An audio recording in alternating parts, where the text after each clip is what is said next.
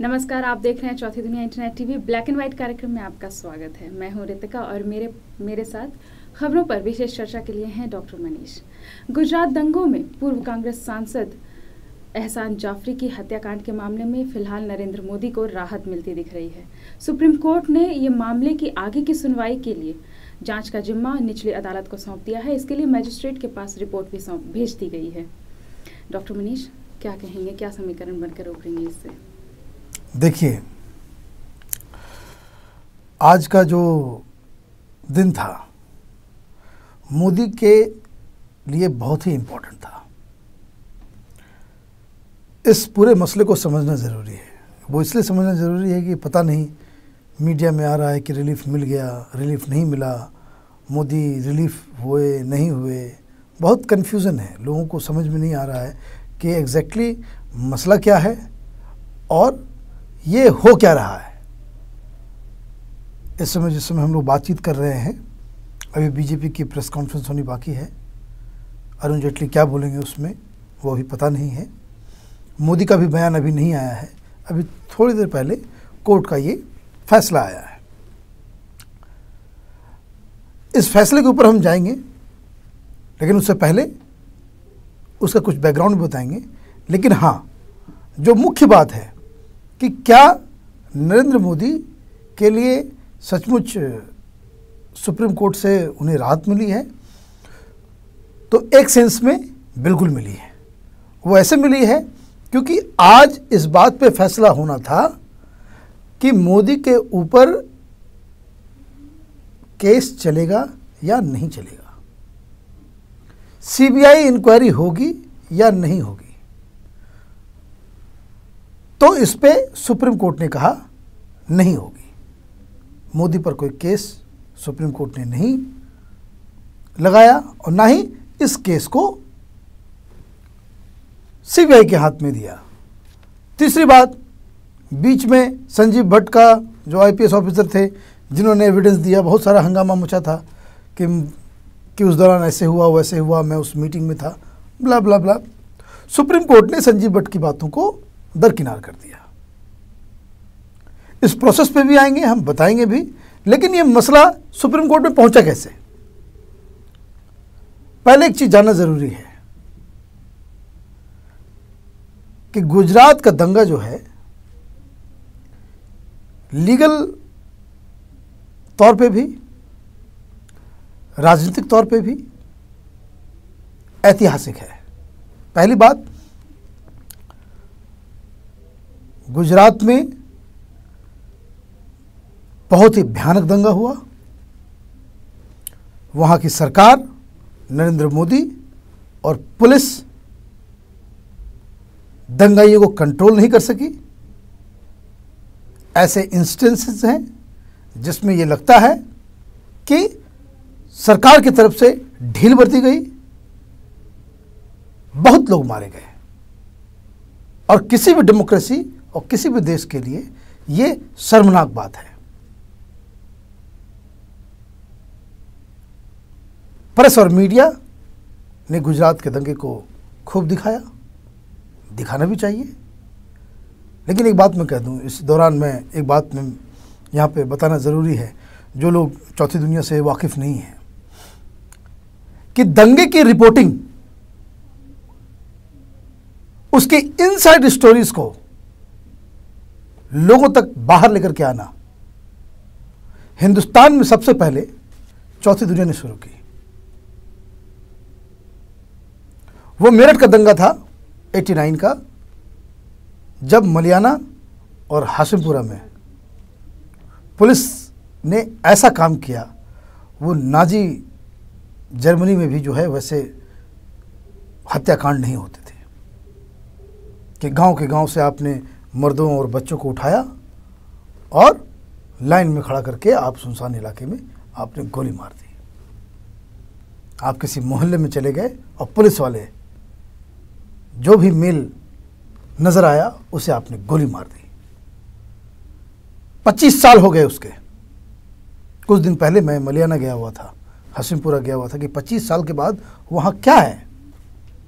मैं आपको शर्त यह बता सकता हूँ कि उस समय कांग्रेस की सरकार थी, राजीव गांधी प्रधानमंत्री थे।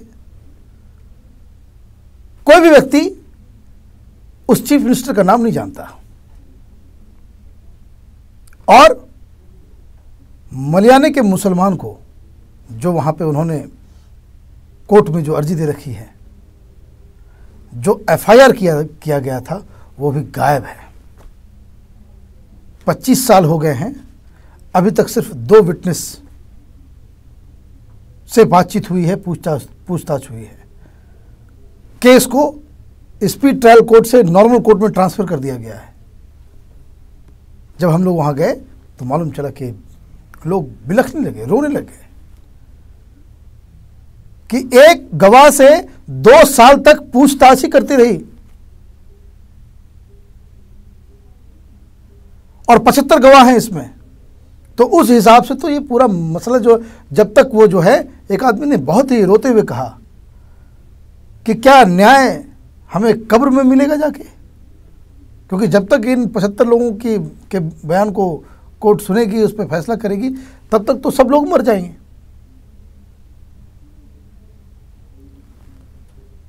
तो ये मसला जो है, ये मैंने इसलिए बताया कि ये सबसे पहले चौथी दुनिया ने उस पूरे इनसाइड स्टोरी को लेकर के आए थे। उस समय सिर्फ अखबार हुआ करता था, टेलीविज़न होता नहीं था, अब ज़माना बदल गया है। तो ये एक मसला भी है। लेकिन एक और बात मैं यहाँ पे कह दूँ कि मलियाना और मेरठ, कानपुर जैसे दंगे जो गुजरात से भी विभत्स हुए हैं, उसके लिए लड़ने वाला, उसके लिए कोई तीस्ता सितरवाड़ नहीं है, उसके लिए कोई श्री कुमार नहीं है। लेकिन खैर, ये कभी और किसी दिन बातचीत हम करेंगे, इस पूरे डिटेल में हम इसको जाएंगे। वैसे चौथी दुनिया की वेबसाइट पे वो पूरी स्टोरी है जो हमने 25 साल के बाद जो है हमने पूरा व्यू किया था। वहाँ जो चश्मदीद से उनसे बातचीत करके वो पूरा वो हमारी वेबसाइट पे है। मेरठ दंगा का कि लाइन में खड़ा किया, गोली मारी और लाशों को बहा दिया, ये स्टोरी का टाइटल है। खैर, आज जो हुआ गुजरात दंगे को लेकर के, गुजरात दंगे के बाद गुजरात की पुलिस ने एक इन्वेस्टिगेट किया पूरे मामले को। मामला लोअर कोर्ट में गया, कुछ लोगों से ये हुई, लेकिन कुछ लोग सेटिस्फाइड नहीं थे। उन्होंने मूव किया। मामला गुजरात का जब भी होता है, गुजरात दंगे का, वो इसलिए भी ऐसा हो गया है क्योंकि वो बहुत ही ज़्यादा पॉलिटिसाइज भी हो गया है। तो सुप्रीम कोर्ट ने एक एसआईटी बनाई। एसआईटी की रिपोर्ट आ गई। एसआईटी की रिपोर्ट में ने जवाब भी कर दिया। फिर एहसान जाफरी की वाइफ ने कहा कि भाई हाँ, कि उनकी जो जिनका डेथ हो गया था, उन्होंने एक एप्लीकेशन मूव किया गया कि मेरा भी केस है, मेरे केस को भी हियर किया जाए। तो एसआईटी के पास इसे फिर से भेज दिया गया। तो एसआईटी ने फिर से उस मामले को देखा जिसमें नरेंद्र मोदी का भी नाम था। एसआईटी ने रिपोर्ट दी। रिपोर्ट ये दी कि उसमें एसआईटी में बहुत सारी चीज़ें हैं कि सरकार की तरफ से कैसे ढील बरती गई, कैसे मुख्यमंत्री के कार्यालय की तरफ से ऑर्डर पास किए गए या ढील बरती गई, वो कंट्रोल नहीं कर सकी या जानबूझ करके, इस तरह की बहुत सारी बातें एसआईटी के रिपोर्ट्स में हैं। लेकिन एसआईटी ये भी कहती है कि एसआईटी के पास उस तरह के एविडेंसेस नहीं है कि जिसके ऊपर नरेंद्र मोदी के ऊपर केस किया जा सकता है, उनके ऊपर कोई कार्रवाई की जा सकती है, उनके ऊपर जो चार्जशीट किया जा सकता है। तो ये आ गया मामला। फिर इन लोगों ने सुप्रीम कोर्ट में मूव किया कि एसआईटी की रिपोर्ट ये है। फिर एमएस क्यूरी बीच में बनाया गया, उन्होंने अपनी रिपोर्ट दी। इन सारी चीज़ों को लेकर के एहसान जाफरी की पत्नी वो सुप्रीम कोर्ट में आई, तीसरा सितलवाड़ जो है लड़ रही थी कि इस एमएस क्यूरी के बात पे और एमिकस क्यूरी के बात पे और जो एसआईटी की जो रिपोर्ट्स हैं और ये जो केस है, इसके ऊपर जो है सीबीआई की जांच हो, एक डिमांड। और दूसरा कि इन लोगों के ऊपर एफआईआर हो। और तीसरी बात कि इस दौरान ये भी हुआ कि बहुत सारे पुलिस ऑफिसर्स जो हैं उन्होंने अलग अलग बयान दिए। संजीव भट्ट का एक केस है कि जिन्होंने बताया कि जब ये केस जो एहसान जाफरी के मौत के दौरान जो है जो मीटिंग हो रही थी उसमें वो मौजूद थे तो उन्होंने जानबूझ के मुख्यमंत्री ने बताया कि भाई इस पर ढील बरती जाए और दंगा होने दिया जाए। इस तरह की बातें उन्होंने रखी। फिर उन्होंने एक और खुलासा किया कि किस तरीके से पूरा जो मेल्स एक्सचेंज हो रहे हैं वो आरएसएस के लोगों को दिया जा रहा है। तो अगर संजीव भट्ट की बात को अगर हम बात को ध्यान रखें तो व्हाट ही इज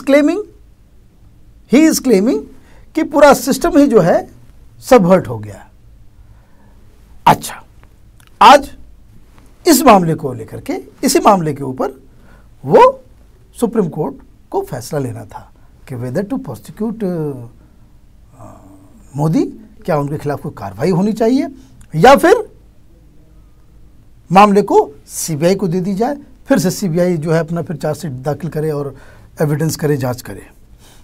ठीक, अब सुप्रीम कोर्ट का फैसला आता है। सुप्रीम कोर्ट ने क्या कहा? सुप्रीम कोर्ट ने कहा नो एफआईआर, मोदी को रिलीफ। सुप्रीम कोर्ट ने कहा नो सीबीआई, मोदी को रिलीफ। सुप्रीम कोर्ट ने संजीव भट्ट के सारे एविडेंसेस को दरकिनार कर दिया, मोदी को रिलीफ। सुप्रीम कोर्ट ने कहा कि अब ये पूरा मामला जो है लोअर कोर्ट में चला जाएगा, वो मजिस्ट्रेट के पास चला जाएगा। मजिस्ट्रेट के पास नरेंद्र मोदी और गुजरात राइट्स को लेकर के पहले से भी केसेस चल रहे हैं, अभी तक वहां कुछ नहीं हुआ। और स्टेट में, जबकि एक और इंटरेस्टिंग बात मैं बताता हूं कि इस डेलिब्रेशन के दौरान कुछ रिपोर्टर्स बता रहे थे कि रोज सुप्रीम कोर्ट के अंदर गहन चिंतन होती थी इस केस को लेकर के। तो उस दौरान जो है तीसरा से तलवार पूरी टीम का कंप्लेन यही होता था कि anyhow this case should not go back to Gujarat. पहले भी और केसेस में तीसरा से तलवार जो है इस बात के लिए लड़ती आई हैं कि सारे केसेस जो हैं गुजरात के बाहर जाए। कुछ केसेस मुंबई के कोर्ट में भी लड़ गए। लेकिन ऐसा क्यों चाहते थे? उनको ऐसा लगता है कि जो गुजरात में जो कोर्ट्स हैं, जो जांच एजेंसियां हैं, जो पुलिस है, वो डायरेक्टली वो नरेंद्र मोदी उसको इन्फ्लुएंस कर सकते हैं, इसलिए वहां जस्टिस नहीं मिलेगा। तो वापस जो है वो मजिस्ट्रेट के पास चला गया। तो एक तरह से इसको टेक्निकली तो रिलीफ नहीं मान सकते, लेकिन ये फ्रॉम द हिम साइड ये जो है एक तरह से समझ सकते हैं कि now Modi will be comfortable. तीसरी बात, ये मामला अब लटक गया, अब मजिस्ट्रेट के पास जाएगा, वो केस होगा। अब देखिए जनरली केस कोर्ट में होता क्या है। अब इस केस का फैसला जो है इसको आने में 10 से 15 साल लग जाएंगे, और जब इतना इंपॉर्टेंट मसला होगा तो सुनवाई पे सुनवाई, तारीख पे तारीख, वो 20 साल भी जा सकता है, जस्टिस नहीं मिलेगा। जैसे गुजरात दंगे में देखिए, जैसे मलयालम में देखिए। तो ये भी एक तरह से रिलीफ समझ लीजिए।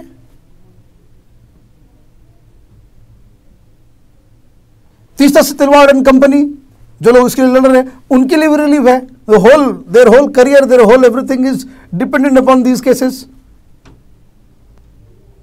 तो उनको भी जो है लड़ने का जो है और भी लंबी लड़ाई लड़ने का मौका मिल जाएगा। तो होल पॉइंट इज कि पूरा का जस्टिस सिस्टम जो है देश के अंदर में, आप और वो बेसिक प्रिंसिपल जो है, justice delayed is justice denied. अब है क्या कि हम देश से आगे बढ़े फिर गुजरात में ही फंसे रहें, लटके रहें 15 साल, और 15 साल तक जो है वो चलता रहेगा। और ये मामला इसलिए मैं बता रहा हूं क्योंकि ये पॉलिटिकल मामला है।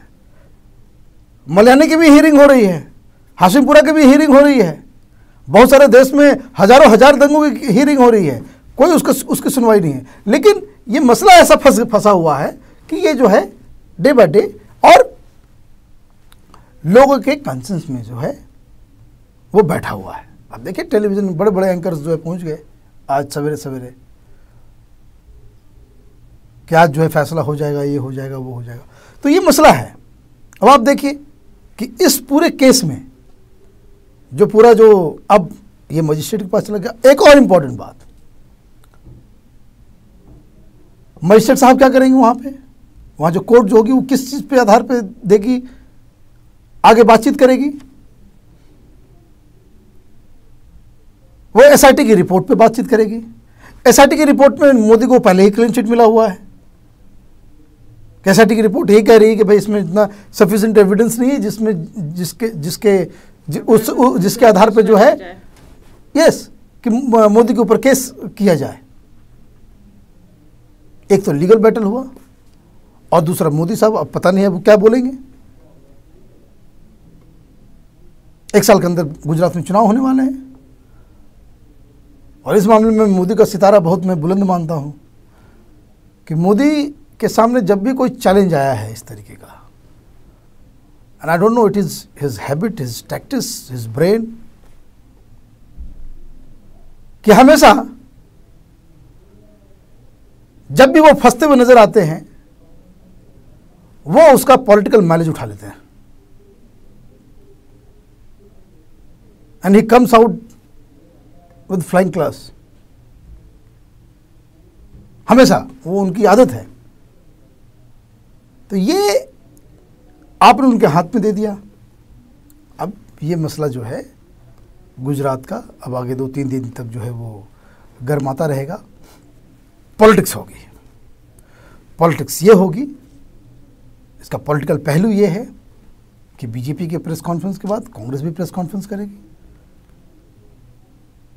कम्युनल बिल आने वाला है कम्युनल राइट्स के खिलाफ, जिसमें भारतीय जनता पार्टी ने पहले ही खिलाफ कर दिया। एक तरफ घोटाले हो रहे हैं, एक तरफ महंगाई है, एक तरफ लोग सड़कों पे है, एक तरफ अन्ना हजारे हैं, एक तरफ रामदेव हैं जो भ्रष्टाचार, कालाधन, घोटाले, महंगाई, बेरोजगारी से लोग लड़ने के लिए तैयार हैं, और दूसरी तरफ कम्युनल बिल है, गुजरात का दंगे का ये फैसला, ये बहस, चुनाव होने वाले हैं। तो वो क्लासिकल मार्क्सिज्म में अगर इसको समझा जाए तो whenever there is a radicalisation in this society, reactionary forces भी जो है ऑटोमेटिकली तैयार हो जाता है। तो एक तरफ जो है देश की जनता है जो भ्रष्टाचार से लड़ने के लिए तैयार है, जो नहीं चाहती कि भाई सरकार जो है सरकार रिस्पॉन्सिव हो, सरकार जो है वो लोगों के लिए काम करे, महंगाई को दूर करे, बेरोजगारी को ख़त्म करे, जो इंफ्रास्ट्रक्चर है उसको उसके लिए लड़ रही है। और दूसरी तरफ राजनीति है जो देश की जनता को इस बात के लिए मजबूर कर रही है कि आप जो है कम्युनल डिवाइड के ऊपर सोचना शुरू करो। तो ये डाइवर्सन है, ये जो है जिसे हम कह सकते हैं अन्ना हजारे जी जो कहते हैं कि दिशा भूल। और मैं आपको बता दूं, all political party, everyone, they will try this, कि लोगों का जो मेन कंसर्न जो इस आंदोलन के तहत हुआ कि लोकपाल बिल और भ्रष्टाचार के ऊपर जो है लगाम लगाना, right to recall, right to reject, parliament को जो है रिस्पॉन्सिव बनाना, जवाबदेही तय करना, उससे लोगों का दिमाग हटा करके ये हिंदू मुस्लिम दंगे गुजरात इसके ऊपर लाने की पूरी कोशिश होगी। लेकिन सुप्रीम कोर्ट के इस फैसले से हाँ, जनता में क्या संदेश गया? देखिए जनता, मैं आपको बता दूं, जनता के ऊपर संदेश ये गया। देखिए एक बात को समझिए, गुजरात को इतना ज़्यादा हाईलाइट किया गया है और ऐसे ही वहाँ पे घटना घटी है कि लोग उसके बारे में जिक्र करते हैं, लोग बातचीत करते हैं। मुस्लिम कम्युनिटी के लिए ये बहुत बड़ा मसला है, बहुत बड़ा मसला है ये। तो सुप्रीम कोर्ट के इस फैसले से जो लोग प्रोपेगेंडा करने वाले होंगे वो प्रोपेगेंडा करेंगे, बहुत सारे लोग ये करेंगे कि इस देश में इंसाफ नहीं है, बहुत सारे लोग ये कहेंगे कि सही इंसाफ हो गया। मामला पूरा कंफ्यूजन का होगा। रीजन, क्योंकि अभी कोई फैसला हुआ नहीं है। लेकिन इसे जो है, इस पूरे चीज़ को आप बेसिकली जो है गुजरात का जो मसला जो है, इट इज़ लीगल डोमेन में तो है ही, ये पॉलिटिकल डोमेन में ज़्यादा है। इस बात को हमें समझना चाहिए कि पॉलिटिकल डोमेन में ज़्यादा है पूरा गुजरात का मसला। गुजरात के लिए जो वहाँ पे लड़ रहे हैं, जो बचाव कर रहे हैं, they are more into politics. ऐसा कोई देश में संगठन नहीं है जिसको कोई रिप्रेजेंट करता हो कि जो देश में जितने दंगे हुए हैं उसके लिए जो रिलीफ के लिए लड़ता हो। There is no NGO. कोई छोटे मोटे लोग छोटा मोटा एनजीओ अगर उधर काम करता है तो उधर काम करता है, लेकिन ओवरऑल जो है आप देखिए, अगर ऐसा होता तो लोग वो कहाँ हैं, वो लोग जो मलियाना और इसके लिए लड़ सकते थे, कानपुर राइट के लिए लड़ सकते थे। वो तो बिहार में नीतीश कुमार जब आए वहाँ पे, तब उन्होंने एक सख्त कदम लिया और पॉजिटिव कदम लिया कि जो भागलपुर के दंगाई जो थे उनको सजा दिलवाई। ये कितने जगह होता है। तो ये कुल मिलाकर जो सिनेरियो नज़र आ रहा है कि सुप्रीम कोर्ट ने फैसला ऐसा दिया है कि जिसमें इस केस को फाइनल होते होते, जस्टिस मिलते मिलते 10-15 साल लगेंगे एक, और तब तक इस पे जम के राजनीति होगी। भारतीय जनता पार्टी ये प्रूव करने में लगी रहेगी कि हम सचमुच हिंदू पार्टी हैं। कांग्रेस पार्टी इस चीज़ को प्रूव करने में लगेगी कि वो सचमुच मुसलमानों की हितैषी है। कम्युनल बिल आएगा, कम्युनल राइट बिल आएगा, जिसके ऊपर बीजेपी ने पहले ही अपनी असहमति जता दी है कि हिंदू मुसलमान। तो एक तरफ तो ये हम लोगों को, मीडिया का रोल बहुत ही इम्पोर्टेंट हो जाता है कि वेदर हम उन सब मांगों को भुला दें जो अन्ना हजारे, ये रामदेव और बहुत सारे लोग जो उठा रहे हैं, हम उस आंदोलन को भुला दें, महंगाई भुला दें, घोटाले भुला दें, या फिर हम इन सब चीज़ों के ऊपर माथापच्ची करते रहें। और देश की जनता के लिए भी लेसन है कि देश में हम लोगों को सबको एक साथ, भाईचारे के साथ रहना है। और जो रियल इशू है, रियल इशू जो है वो इकोनॉमी का है, रियल इशू जो है वो भ्रष्टाचार का है, रियल इशू जो है वो घोटाले का है, रियल इशू जो है वो बेरोजगारी का है, स्वास्थ्य का है, गांव के लोगों का है, किसानों की समस्या है, मजदूरों की समस्या है। ये इसके ऊपर हमें ध्यान देने की ज़रूरत है। ठीक है डॉक्टर मनीष, यहीं पे अपना कार्यक्रम आज का समाप्त करते हैं। तो ये था आज का ब्लैक एंड व्हाइट कार्यक्रम। कल फिर हम हाजिर होंगे कल की विशेष खबरों पर चर्चा के लिए। तब तक के लिए दीजिए इजाज़त। नमस्कार।